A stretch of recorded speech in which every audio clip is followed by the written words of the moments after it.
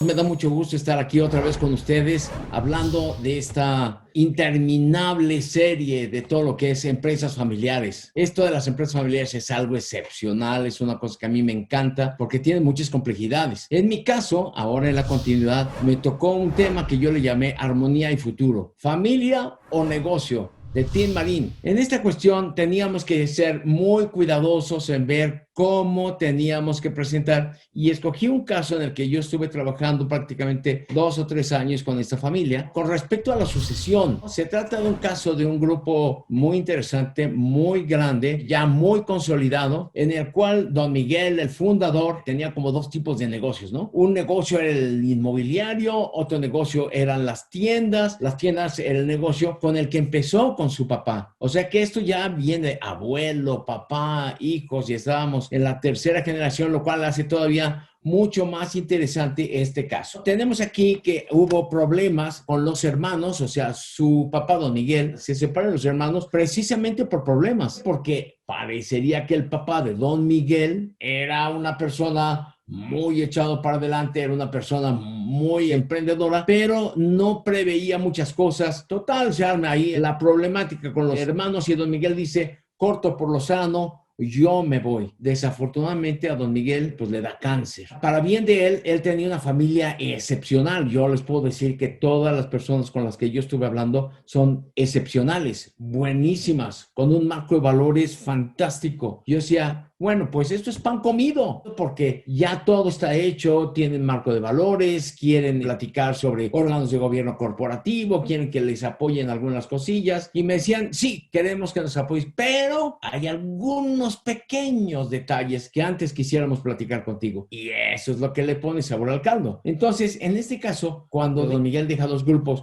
uno prácticamente lo inmobiliario y otro el de las tiendas. En el de las tiendas es donde había estos pequeños detalles, estas pequeñas cosillas. En esto habían los tres hermanos, dos de ellos muy trabajadores y uno de ellos un poco conflictivo. Entonces, cuando me dijeron, es que mi hermano es un poco conflictivo, pues la verdad es que ahí me di cuenta que toda la familia era una familia súper buena, porque decirle poco conflictivo a este hermano era realmente estarlo abrazando. Me acuerdo que don Miguel atrapa a estos dos muchachos con Sergio y el papá les dice, les voy a dar las mismas acciones a cada quien, un 31 punto de feria y otro 5% por ahí a un sobrino y se tiene que poner el mismo sueldo, pero resulta que eso no funciona porque Sergio, uno de los hermanos, nunca va y solamente se interesa por tener la cuestión de las utilidades. ¿Cuánto me toca de utilidades? Finalmente, todavía el papá tuvo 2 años para ordenar todo, porque don Miguel no quería dejar problemas, pero de repente se le acerca a Sergio y le dice, papá,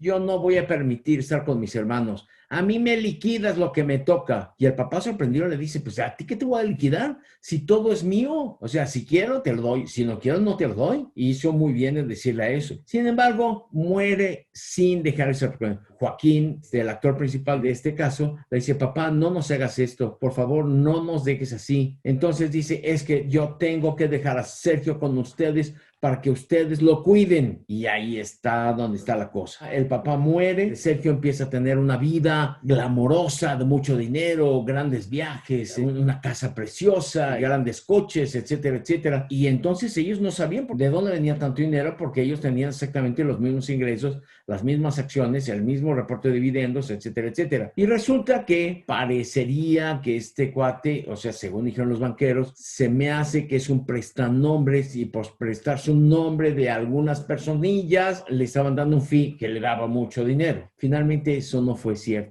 Resulta que se había metido a un problema de un esquema piramidado de ingresos. Y Sergio decía, esto no puede fallar, porque yo pido prestado y cuando necesito pagar capital de intereses, le pido prestado a otro. Y cuando se vencen las fechas, le pido prestado a otro, hasta haber llegado a más de 16 prestamistas con más de 100 millones de pesos en deuda. Llega un momento en que se le cae el castillo de naipes, no puede hacer nada. Y entonces la pregunta es, ¿qué hacemos? Porque los prestamistas, algunos de ellos, por ahí había algún politiquillo que este cuate dice, pues los voy a acusar y los voy a exhibir, voy a hacer que cancelen sus cuentas y voy a hacer que congelen todo y ya saben, ¿no? Entonces, había otros que decían, si no me pagas, yo creo que algo te va a pasar. Ya saben cómo son algunos prestamistas. Entonces los hermanos no le habían avisado al otro grupo, le avisan al otro grupo, la familia empieza a platicar y resulta que la familia decide rescatar al hermano. Le compran sus acciones, piden prestado dinero. Digamos, es una familia ejemplar, o sea, porque otra familia hubiera dicho, ráscate con tus propias uñas, pero él cae en depresión y se quiere ir del país y no sé qué. Imagínense todo esto sin haberse resuelto. Hubiera sido un desastre porque se hubieran llevado entre los pies a este grupo y a la familia. Me explico, el capital hubiera desaparecido. Entonces hubiera desaparecido capital, grupo y familia, porque hubiera sido un desastre. Por ahí es el resumen de todo esto. Y entonces, pues realmente quisiera yo platicar con ustedes sobre una serie de cuestiones que a mí se me hacen muy, muy interesantes. El primero es que tú como fundador, la ley es, no puedes dejar problemas. Don Miguel parece que no quería dejar problemas, pero los dejó. O sea, él no tuvo corazón para poner en su lugar a esta persona y para poder ubicar a este hijo, y sin embargo lo protegió, pero eso hizo que realmente pusiera en riesgo todo lo que es el grupo. ¿Qué es lo que pasa a veces con los fundadores? O sea, que los fundadores se ven al espejo, a veces van al IPADE y a veces escuchan pláticas sobre órganos de gobierno corporativos, sobre empresas familiares y dicen, eso es lo que nos hace falta. Después llegan a su casa, se ven al espejo y dicen, ¿qué? Pues si soy un jovenazo de 70 años, todavía estoy fuerte, estoy vital, o sea, todo lo tengo aquí en la cabeza. O sea, no tengo por qué estar haciendo ningún proceso de sucesión. No tengo por qué estar haciéndole caso a gente extraña que se venga a meter aquí a mis negocios, por Dios. O sea, si esto lo traigo desde mi padre, lo traigo yo, tengo unos hijos excelentes. Y finalmente, cuando algo pasa, hay como 5 cosas que dicen los fundadores. Uno, híjole, se me acabó el tiempo. Ahora sí quería, pero ahora sí ya se me acabó el tiempo. Fíjate que resulta que se me acabó el tiempo, ya tengo X años, pero mis hijos ya corrieron para otro lado, otros ya se fueron a otro país, etcétera. Se me pasó el tiempo. Y después justifican y dicen, no, es que la verdad, ¿sabes qué pasó? No sabía cómo. Y la culpa se lo echo a que nadie me dijo cómo. O sea, puras pláticas en el IPAD, sí, muchas pláticas,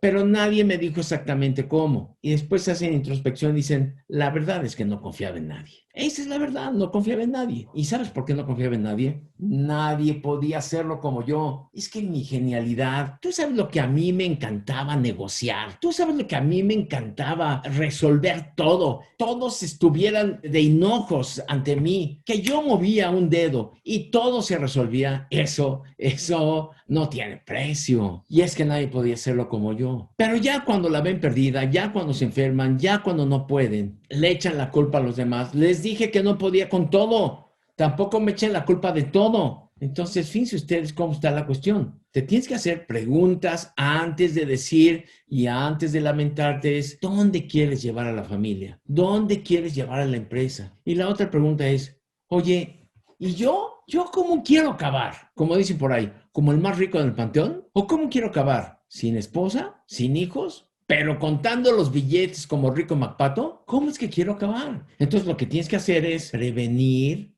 planear, actuar. La gente dice, empresas familiares, sí, tengo que comprarme libros. Y agarran y compran los libros de John Davis, ¿no? El creador de los 3 círculos de capital, empresa y familia. Pero eso no les va a servir de nada más que les den ideas. La empresa es una cuestión muy, muy sensible. ¿Me explico? Y todas son diferentes. Es tailor-made. Cada empresa tiene cada cosas. Tú no puedes decir, esta empresa se parece a la mía. No, señor, porque cada persona es distinta. Pero siempre hay que cuidar lo más valioso, que es la familia. IPADE. The World Calls.